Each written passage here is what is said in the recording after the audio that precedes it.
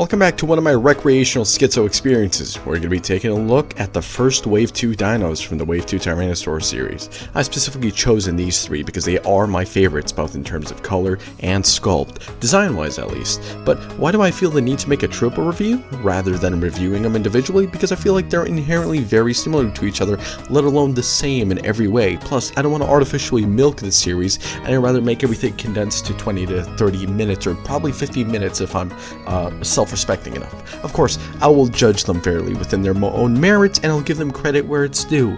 I'll be doing 3 more dual reviews till we get to the end of this series entirely, from Wave 2 for the rest of them, and Wave 3, hopefully, and then we can see what else we'll do from there.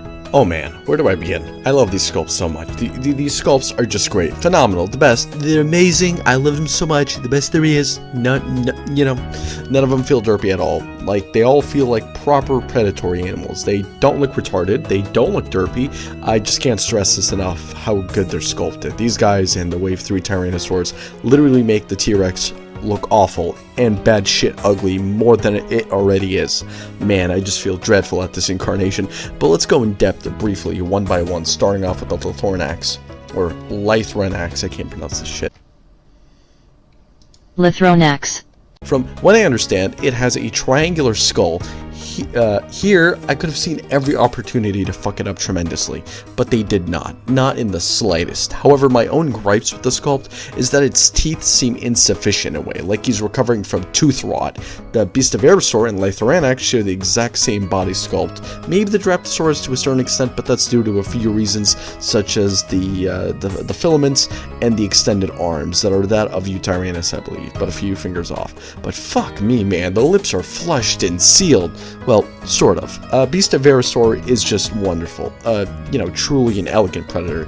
It looks so savage, vicious, and it truly demonstrates this primal, unrelenting cunning that you would expect from a successful evolutionary lineage. Its head isn't as fat as my baby boy Lythronax here, but it truly gives me a sharp, determined look.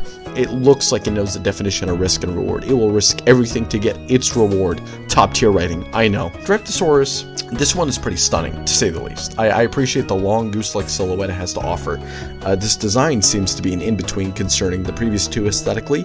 The feathers and/or filaments work exceptionally well to emphasize its design. It gives off a bear aesthetic, although its design and color palette is reminiscent of the Harris eagle, but I prefer to consider its inspiration as a grizzly bear instead. The feathering and texturing from the head of the anterior of the torso is just great. It flows eloquently. Oh man, the forelimbs, you can't forget about that. Its forelimbs are somewhat sturdier than Tyrannosaurus, another feathered Tyrannosaur that I believe I reviewed here recently, but man, this guy is not a pushover in the sculpt department. How originally I thought the arms were a little thicker, but they are just as thin and spindly as Tyrannosaurus is. However, the fingernails, I should say, or the claws, are pretty sharp, so be careful. On a funny, unrelated note, Lythronax looks like he suffers from a rare gum disease, otherwise known as being British, as evident by him barely having any teeth, as previously mentioned, while Drypto and Bistahieversor got a full set of presentable choppers. If we look at their mouths closer, they have nasal cavities, which is very interesting compared to what Tyrannosaurus lacked. The color schemes for the trio are just great. Lythronax, which is the busiest, is supposedly based on the black-chested spiny-tailed iguana, which I can sort of see. That's quite a mouthful. It's a bit of a stretch, but the word inspired is done very loosely here. The prototype images were a little better, especially within the face regions. It seems darker, less grainy and whatnot. The final product looks like it's made of cheese than the prototype palette, but I guess that's just a proof of concept. These are paint masters after all, and I get it, but man, it feels depressing considering you're supposed to be paying for a premium product, especially considering the price, of course.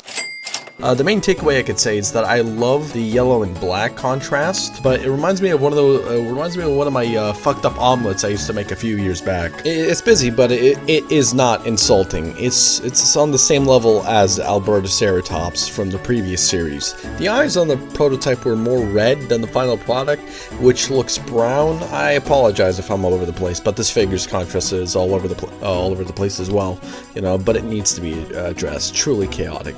Taking a look at the opposite counterpart, Bistahieversor, this one's color scheme is all about cohesion, order, not chaos. It's easy to understand.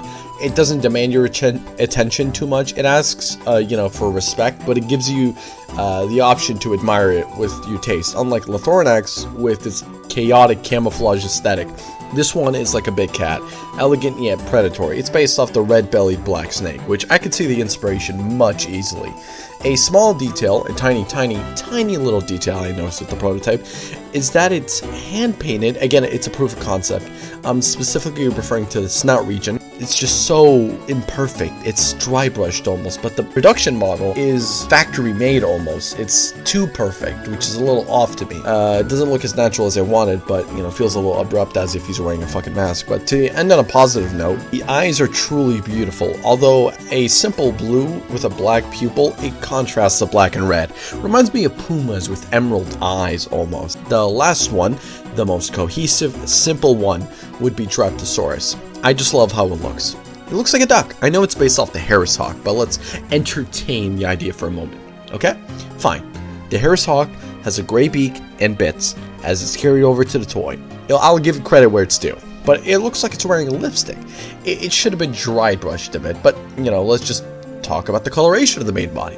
The legs are dry brushed. Hints of yellows are always great, with multiple shades of oranges to complement it as well.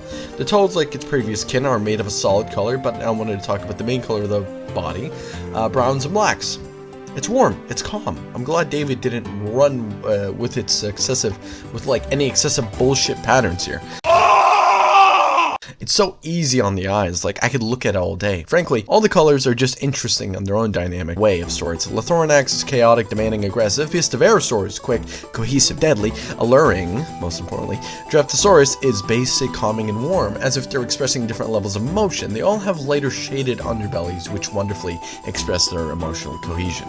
I don't hate or dislike any of the colors. I have little to say in terms of criticism-wise, besides some slight improvements here and there, and in terms of regions, but alas, we need to get to the articulation after all. Initially in my script, I wrote about how the necks of these guys were probably going to be limited. That's right, I judge books by their covers before I actually get anything in hand. Fortunately, as of recently, I revised this by opening the boxes and examining them for myself. And my god, when I say these guys are extremely confusing. They may have the best neck articulation of any of the waves so far, because I think most likely 98% positive that Bistahieversor and Lythronax, two of my favorites, have double dumbbell ball joints. Oh no! Meaning they could shift. They have a neck and head articulation which are independent towards one another. I was so ready to fucking complain with these two, holy shit. But the Dryptosaurus only has one dumbbell joint like the rest of the Tyrannosaur series, which is confusing. But it has more range than normal Tyrannosaurs, including my two favorites, which is bizarre. But it's mostly due to the fact that the ball joint is longer and provides much more range of motion, unlike Tyrannosaurus. I thought it was about to imitate Tyrannosaurus with the shitty notch system that it had, but it did not, which is very interesting. The torso is on a ball joint, a bit stiff, but it can move for all three. Yet Bistahieversor, my copy at least, is a little shifty and ends up falling apart, but it's easy to put back together. Again, it's like very annoying. Side note, one more time, the bendy wire tail, all the way in the end of the tail itself, tends to fucking fall off very easily. Okay, that's enough of that guy. The thighs can spread by a bit and move forward and back. A bit of mobility thanks to the ball joint, and of course, the thighs can also swivel. The knees can bend and swivel, but not by much. So do the ankles, previously. I'm pretty sure I said that already. The feet or toes are on ball joints. The tails are multi-segmented. The first two parts are ball jointed with a bit of plastic, right? They're more oval-shaped or diamond-shaped, and they're anatomically correct, meaning they can't turn 360, but that's fine. While the last section, the third section's on a very interesting bendy wire. Remember, you should heat any stiff joints before any usage, and to use them frequently, because the joints on these figures are painted. I know leaving them unpainted leaves them looking off, but it's a sacrifice you need to make if you ever want to do repaints or just play or have use in general. I also forgot to mention the mouths can open. Not very wide, it's a little disappointed, granted. All three can open to a certain degree, but it's not enough. They're limited due to the fact the jaw is sculpted with a partial neck built in. This can be seen in Dryptosaurus and Lytho. If we look at the jaw, it's sculpted with a neck pouch. Once you swing the jaw, once you move it, it stops. It's engineered to be limited. Bistahieversor could surpass this limitation due to a certain degree, but its sculpt would break and it wouldn't look right. They all have their boxes in the same size due to the fact they share similar molds, so if you've seen one, you've seen them all. You can see the promotional art for the prototypes in the back alongside the description. The rest of the figures of the wave, the bottom of the box says contributors of the project. As usual, we get their cards. Here they are. Bistahieversor is a little fucking bent. I contacted David, still waiting on a fucking response. We get a very small uneven base that can't be stood for shit, which are identical to one another with a single peg akin to their Tyrannosaur base, but they're all painted differently, I suppose. Alternative stationary non-articulated feet or legs, so you could just put them on their stands, and alternative feet, toes bending in the process, lifted up and standing on the ground to give them oddly specific, limited poses. Now, onto the size comparison. Here these guys are next to a few select Mattel figures. Here they are next to Tyrannosaurus and the 1/18th and 1/35th Rex from the previous line, wave I should say. And let me throw in the Indominus I got recently as well. I did not mention that. I need to review more Mattel figures, but it's just my schedule is packed unfortunately. The Hammond Collection Concavinator, which has the best neck articulation of any dinosaur toy I have ever had or seen up to date. And here they are next to the previous review of the BS03, which I unlisted as of the time being, but I will relist it soon. And the heavily sought after Hammond Collection Carnotaurus. But during the time writing this, right, it is no longer sought after, and they are abundant everywhere, and there's no longer a shortage, meaning you could go out of your way to purchase them at any moment's notice. Okay, to conclude with the positives, these guys have good range on their necks, their detail is outstanding. When it comes to the sculpt department, the paint schemes are not too terrible, very natural looking. It isn't absurd as evident by the previous Ceratopsian line.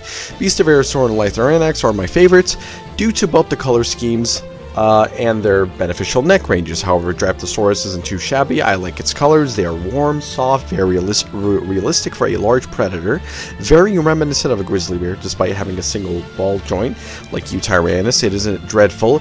It has more range thanks to it lacking a notch and other artificial limitations. Dryptosaurus is getting an expected revision in Cyberzoic, which is a shame.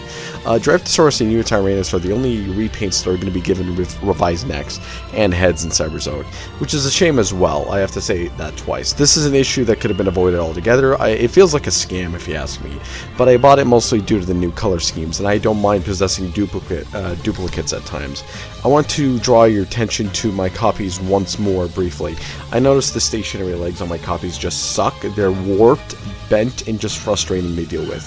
Without their shitty, uneven, cumbersome to deal with stands, I tried using a hairdryer, boiling water to manipulate the plastic, but it keeps restoring itself as a big fuck you. Speaking of frustration, I'm not sure if it caught on throughout this review. Bistahieversor's rubber bendy wire tail tip keeps popping off consistently when I just so happen to lay my hands on the figure. Occasionally, the others just give up and have their tails entirely pop off, which is just obnoxious to me. I cannot keep on trying to find shitty remedies with these toys. I give these guys a 7 out of 10 because these obnoxious issues are just trivial that they just end up holding these figures back. These issues should not even be even a thing at that point. David Sylvia's communication and customer service also contribute to this point system that I decided to give, or decided to, it's a factor here. His customer service has been declining recently. I'm going to be shifting on the anecdote side, but it's really mentally draining when you can be explaining to him the most simple concept, let alone an issue. Then he hits you with the, I don't understand, despite how short, concise, and easy you phrased it. Not to mention, I recently wanted to make a custom invoice to save on shipping, right? This is what it's all about, right? I'm just giving you a bit of an example. I heard it was something he was offering to do as long as you communicated with him. I did my requests, they were not grand, I was polite, I did the bare minimum, but instead he had a hissy fit and decided to ban me from ever making custom invoices. He talked down to me. Even though I was paying for the damn fucking products, he speaks in his condescending, pretentious, belittling tone to make you seem like the asshole. I hate when people do that, despite what he is doing is just clicking a few fucking buttons.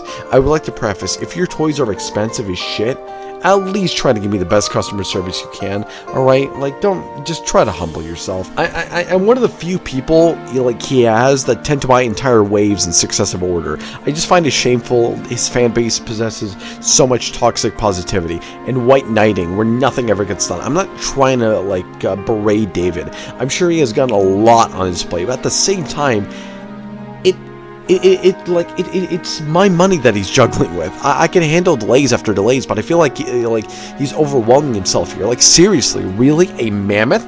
Look, as much as I want Cenozoic animals, as much as the next guy, it isn't the time.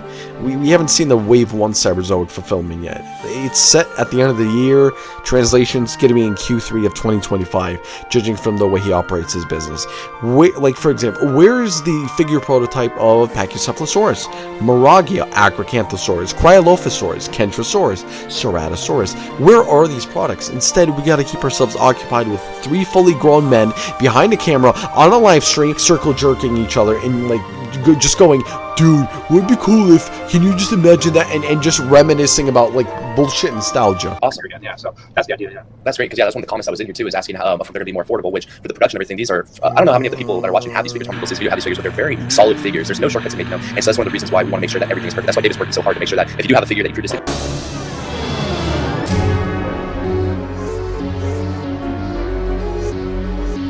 For the next 2 to 3 hours, I just want Stegosaurus, bro. That's all I'm asking.